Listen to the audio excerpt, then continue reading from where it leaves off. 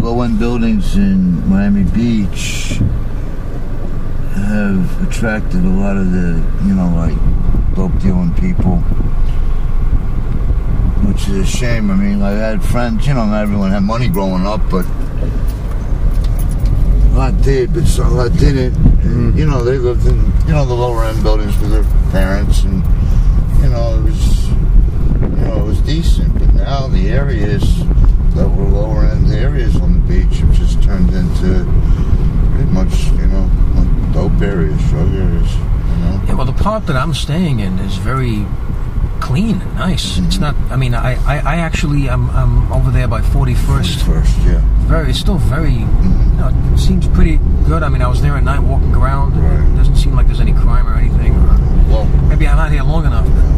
Recently, there were 2 women back-to-back, week-to-week, that were raped on Collins Avenue and Surfside. Yeah. Which, growing up as a kid, you never heard of a woman getting raped on Miami Beach. I mean, that was unheard of. What I'm going to do, I'm going to take you to this property that's over in North Miami Beach. It's a good part of North Miami Beach, and it's right off Miami Gardens. So you'll be able to, you know, get to Miami Gardens, hang a left to get to the William Hammond Causeway to get over to your friends. Oh, okay, yeah. I was. Did they call this Miami Gardens or they call it North Miami Beach? It's like 2 different names. Well, that was Sunny Isles. Yeah. This year, I guess, would be considered, well, if you hung it right, it's Eastern Shores, but I would think this part is North Miami Beach. So right here is like North Miami Beach already. Alright. Yeah, I got this little map over here that I was looking at, so.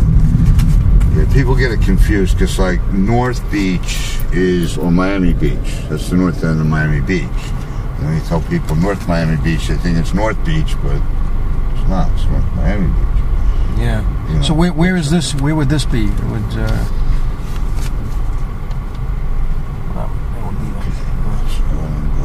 It's Miami Gardens Drive. It's like right in that little pocket right there. Oh, okay.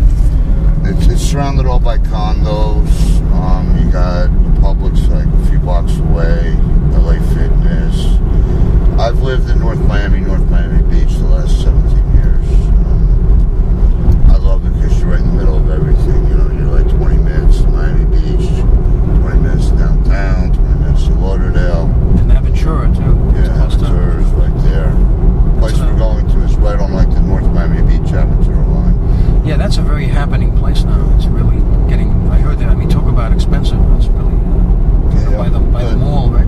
Yeah, but I don't know. I mean, really I don't know. Some of the buildings are nice. Aventura, I think, is overrated. I really do. I mean, you spend that kind of money, you might as well live in Sunny Isles. Right. You know, and just growing up with people on the beach, you know, I don't like that attitude. You know, a lot of people walk around with their nose up in the air in Aventura, and it's like... Yeah, somebody else told me that. It's like, come on, you know, I mean, you don't have that much money. I mean, you know, you live in a condo.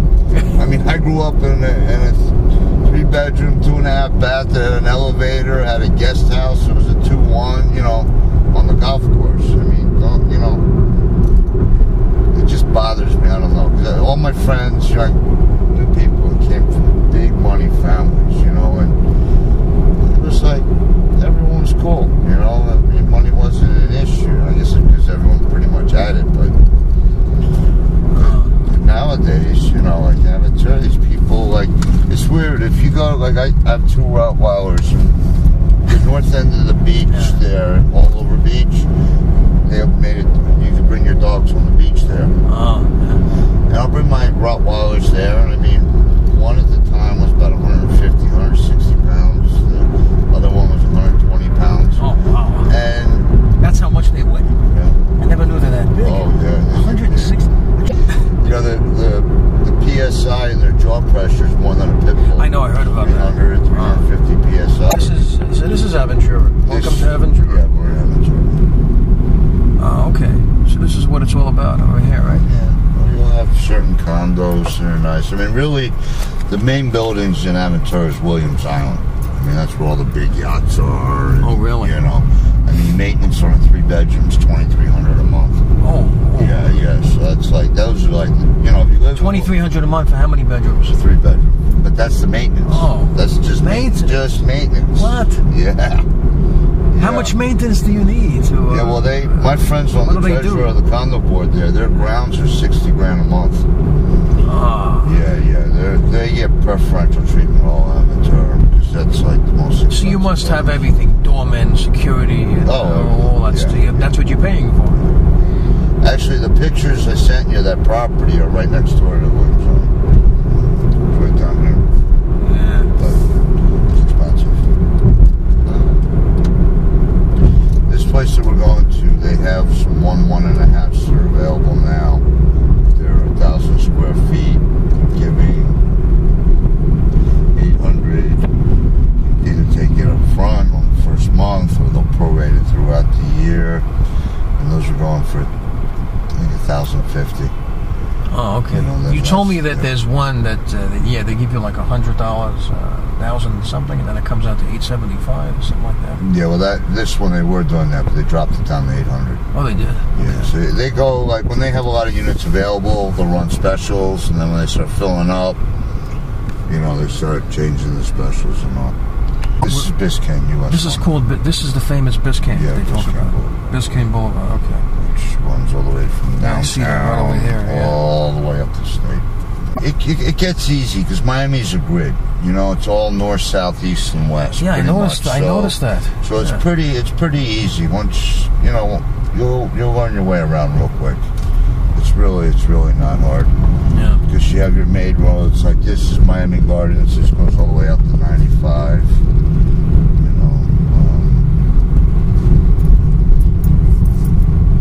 63rd goes out to Golden Glades Interchange, where you can pick up the Turnpike, Palmetto, 95.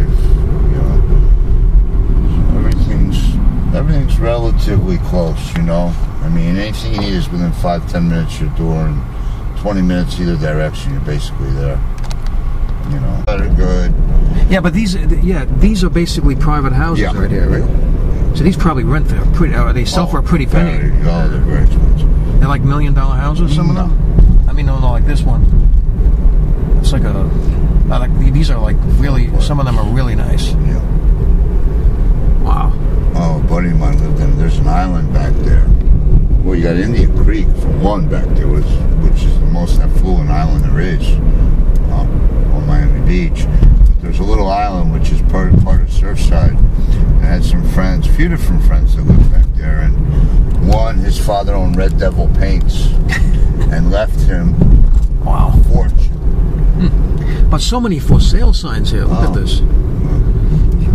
But yeah, a lot of people are still upside down on their mortgages. Yeah. And the properties aren't worth, and they're just letting them go, or they're doing short sales, just what they owe on them. Almost, I'm telling you, out of it. Every like 4th or 5th house I see a for sale sign. Yeah. My dad goes to New York a lot from Philly, and he tells me of all the boarded up places and out of business he sees between Philly and New York, and our family owns a lot of property in Jersey, and Sims used to be one of our biggest tenants, out of business, and